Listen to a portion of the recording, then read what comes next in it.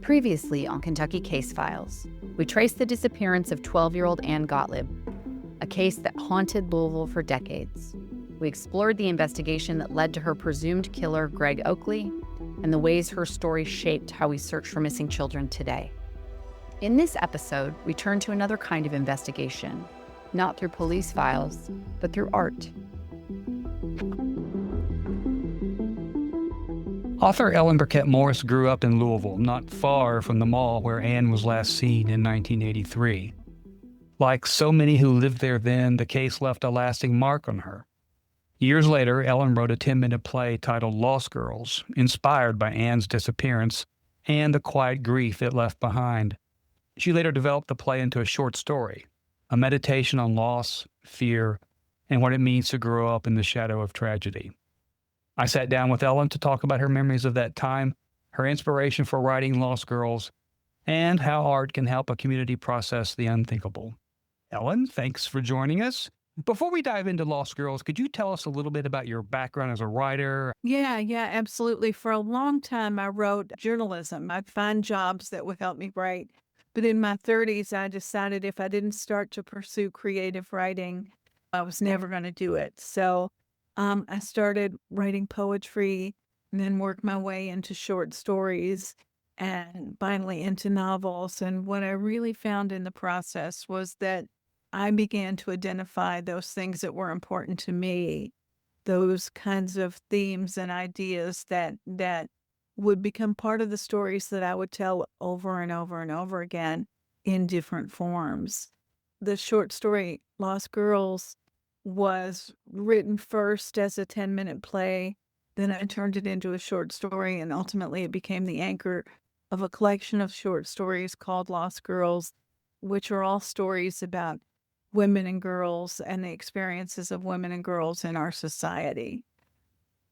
This is a story that grew out of a real case that happened in Louisville in 1983. Tell us, and you were living in Louisville at the time, correct? I was living in Louisville on Bashford Manor Lane in the Royal Arms Apartments. Why is that so significant? My listeners have heard those two names a couple times in this podcast already. Yeah, absolutely. Because Ann Gotlib was taken from an area near the Bashford Manor Mall, which, there was in the apartments, there was a field that we would go through to get to the mall. And she was somewhere around there, I believe, when she was kidnapped. So I was 18 years old when it happened.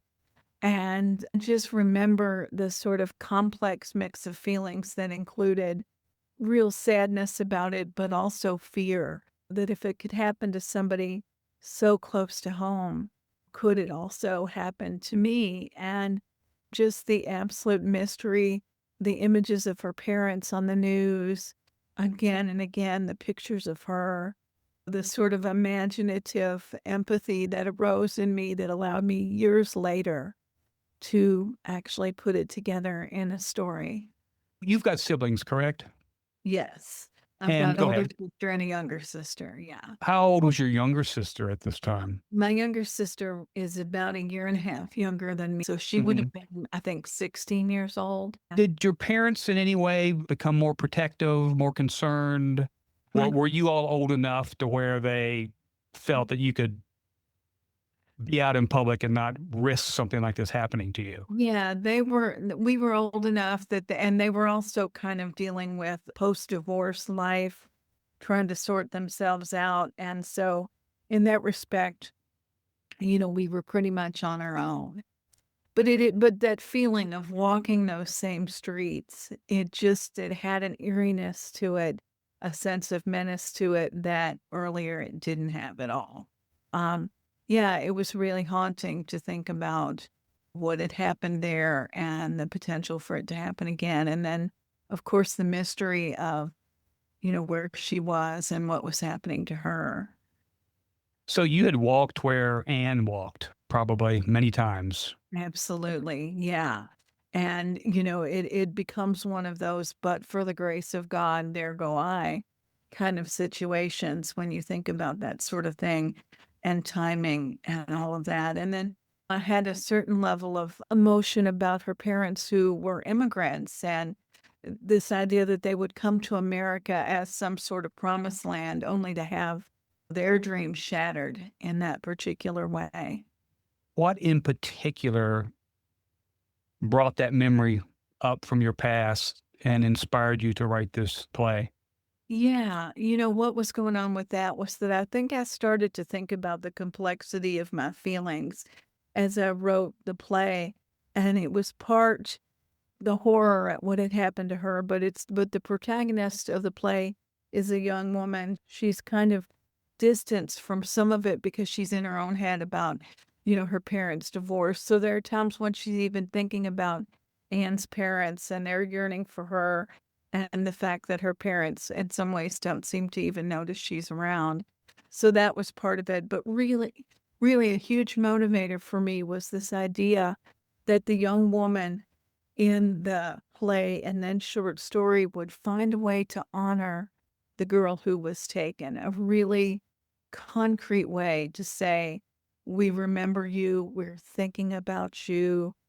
And that was the thing that really appealed to me. And that was the thing that gave me a bit of emotional catharsis to think, this story is a testament to her, a remembrance and honor of her and all the women and girls like her who simply disappear. I have to say, if there was any one image, I believe, to correct me if I'm wrong, that what they did is they found her bicycle there. So I Right. think it's that, when I think back to it, it's the idea of that lone bike, her nowhere in sight, and as I wrote the story, I actually then had the protagonist of the story come up with concrete things that she would leave at a site where the girl was taken that would honor all the different phases of her life. So with literature, it's often, you're going to match things image for image. So in my mind, I think I saw, that bike and that absence and wanted to find a way to fill that spot with items that would then say, here's to you at 13, at 16, at 21. Powerful. It's very powerful. Thanks. Is there any portion of this or aspects that were autobiographical? I think for sure the young woman in the piece looking at the girl, feeling sadness, feeling some sense of, hey, that could have been me. We could all be a victim to this. And then, as I mentioned before, I think some of that, she was getting all that attention. Her parents cared so much, and my parents were frankly off on their own journey, post-divorce journey. And then we were sort of the last thing on their mind. So it is a full range of human emotion from grieving, from a desire to honor, but also a sort of self-centeredness that we can sometimes have, when we look at the circumstances of other people. So it was complex. I think I wanted it to be complex. And so I was drawing on both my sadness, but also some of my other emotions at that time of feeling fairly unseen. It sounds like you felt a certain responsibility. Is that an accurate word to tell this story? I think that's probably true. I mean, I think that most people who are artists in one way or another feel this real drive to present the stories that don't get told or to find a way to imaginatively not necessarily solve, but definitely deal with and perhaps put a finer point on these difficult situations.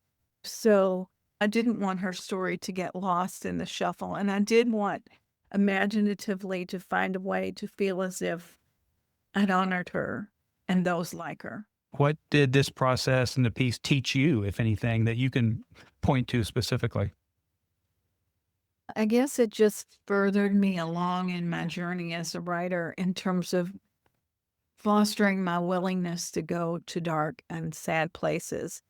Because what I've found since then is that anytime I go to a place where I don't necessarily want to go, anytime I deal with that serious, heavy material, and make myself go there emotionally and make myself work through it, it ends up being rewarding on the page in that it moves the people who read it, and rewarding to me because I hone those skills that allow me to tell the challenging stories in a way that show compassion and empathy. And now more than ever, we hope that people will pick up a book and read about somebody who is unlike themselves and walk away with more compassion and more empathy, and hopefully take that into the world in a way that we don't see a lot of right now. Yeah, so that's really my dream with that. Did you have any reaction when the piece was performed as a 10-minute play? Yeah, yeah. I mean, I found that in the room where it was performed in Cincinnati, with with a group of playwrights there, I got a lot of really positive reactions from people in the room. And then it's one of the strongest pieces in the collection that I published in 2020. And so, yeah, I think people were really struck by it, struck by the poignancy of it, even without knowing Ann's story, having heard of stories like this themselves. And so, yeah, I did. I got a lot of positive feedback there and a real sense that it landed with people in a way that I wanted it to land with them, that it had a certain punch, that it had a certain power. So in that way, that was very, very satisfying. I will say this will be her story, Ann's story will be something that stays with me forever, even after having written it and feeling like I was able to have some catharsis. It's the kind of thing that will stay with me forever. Give me your thoughts on why you think this story continues to carry such power. Yeah, I think the reason this story continues to carry such power in part is because it's still unanswered. And we all still wonder what the nature of this is and what happened to her. And I think some of it might go back to what I said before about this idea about these immigrants bringing their daughter here and this idea of the American dream, which for them turned into a nightmare. And I think all of that is kind of part of what makes it so interesting to people still. I think it was her youth, her age. It's that thought of that bike with its owner never coming back. There's so much about it that continues to make it compelling. And my one hope is that her parents have been able to find some measure of peace with the unknown. Where can our listeners find more about you, your work? Yeah, ellenbirkettmorris.com is my website, and you'll see a list of the books that I've written there.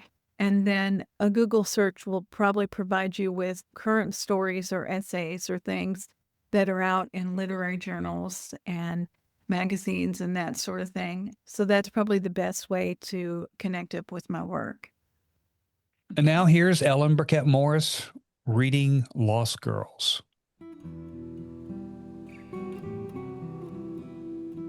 When I was 18, 13-year-old Dana Lampton disappeared from the strip mall across from her family's apartment. My mind should have been on other things: guys, college, getting past the ID checker at the door of the club. But Dana's disappearance captured my attention. We lived in the same neighborhood, and the nearness of the crime creeped me out. As a kid, even before Dana disappeared, I was sure I would be the girl that was taken. I was always on edge, waiting for the next catastrophe, the next fight, my dad moving out, my world collapsing around me as my mother cried day after day. With me gone, those don't tell your father shopping trips wouldn't have happened. My dad wouldn't have anyone to complain to about my mom either, her stupidity, her tackiness. Not that anyone would notice if I was gone. My parents were so busy fighting that a change of scenery would have been appealing at times. Why not abduction?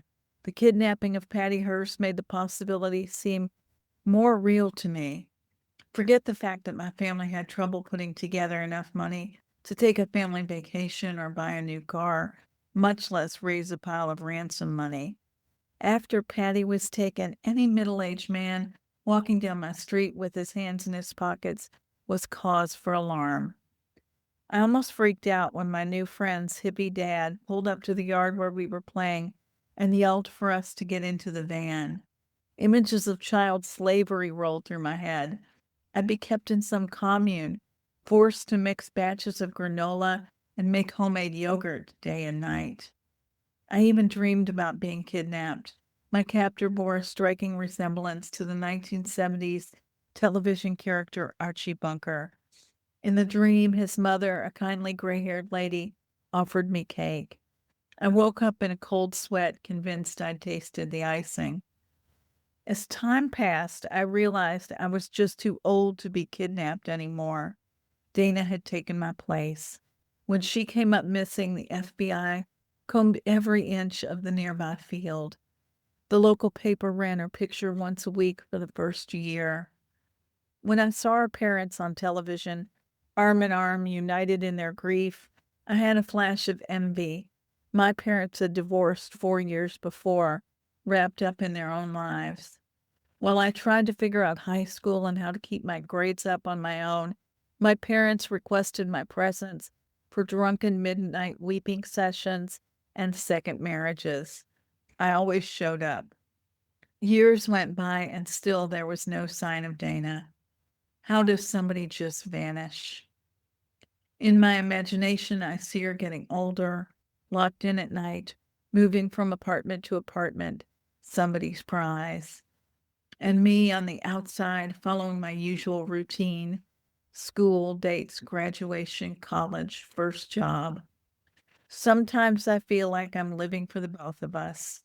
I stop and look around, noticing my freedom, the feeling of the sun on my face, my ability to hop into my car and go wherever I want. Why Dana? I could only guess it was an accident of timing. Who knows how often we cruise the aisles of the grocery store next to a sex offender or drive away from a convenience store as a robber pulls into the lot. Is it fate, karma? There are no free rides for sure. All we can do is watch our backs and hope for the best. I can't seem to forget her. Each birthday I do a quick calculation, comparing her would-be age to my own. Every few years, I come here and leave something for Dana. Tampons, an old set of car keys, a graduation cap. She'll be 21 this year. Tonight, I'll leave this bottle of Jack Daniels. By morning, it'll be gone. Thanks, Ellen. Thank you. Also, be sure to check out Ellen's award-winning novel, Beware the Tall Grass, a story which intertwines a modern family's struggle with their young son's vivid past life memories and the wartime journey of a Vietnam soldier, creating a haunting story that spans generations. Ann Gotlib vanished from Louisville in 1983. Officially, her case remains unsolved. Unofficially, investigators believe she was taken and killed by Gregory Oakley Jr., a man who will never face justice. What remains is Ann's memory, in the hearts of her family, in the collective history of Louisville, and now in works of art like Ellen's play. This series is dedicated to Ann, her loved ones, and to all the missing children whose stories still haunt us. This concludes the first season of Kentucky Case Files. We hope we've entertained and informed you. Let us know what you think on our socials, and look for us again in a few months when we kick off our second season. Thanks for listening. Sourcing for this podcast came from our own reporting, the Courier-Journal, the Lexington Herald-Leader, WHAS News, Wave 3 News, CBS, National Crime Information Center, the Office of Juvenile Justice and Delinquency Prevention, the National Center for Missing and Exploited Children, the Exploited Children's Help Organization ECHO, the Center on Juvenile and Criminal Justice, LetGrow.org, ChildFindOfAmerica.org, DoeNetwork.org, and MissingKids.org.